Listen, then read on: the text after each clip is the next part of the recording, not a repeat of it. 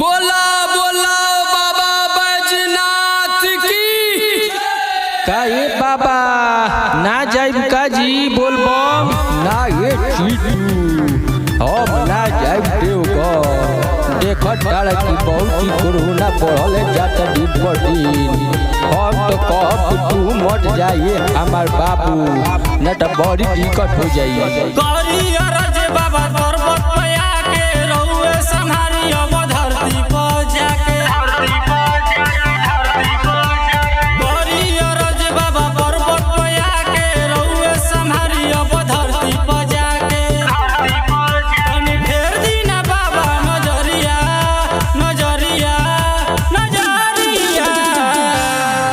केहू करे नहीं आई दर्शनिया कोरोना से बहल परसनिया केहू करे नहीं आई दर्शनिया कोरोना से बहल परसनिया। हम तो कहिए सब केहू जितना पीबा कोरोना संकट में देवघर मत जाओ ये हमार बाबू सबे घर में रहे अच्छा से रहे ये हमार कामना बा। पूरा संसार बाबा बड़ुए तबाह हो रौरे पबाटे अब सबका विश्वास हो पूरा संसार बाबा बड़ुए तबाह हो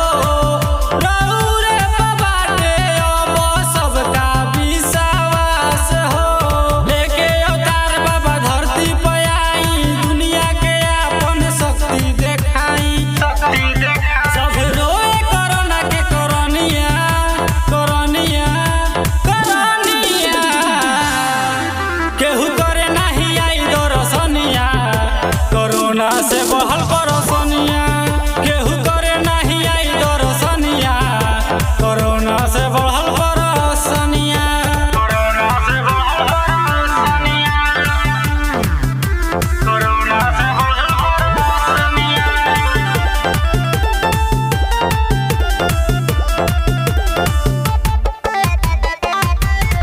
सकती के साथ भोलेनाथ जी देखाई पत्थर के मूर्ति से बाहर जल्दी आई सकती के साथ भोलेनाथ जी देखाई पत्थर के मूर्ति से बाहर जल्दी आई चिट्टू चिराग और जी करे विशेष हो लागे कि बची नहीं बाबा अवदेश हो सीमा छोड़ी न कबो चरनिया चरनिया चरनिया केहू करे नहीं पाई दर्शनिया कोरोना से बहल परसनिया केहू करे नहीं आई दर्शनिया कोरोना से बहल परसनिया। धन्यवाद धन्यवाद धन्यवाद धन्यवाद।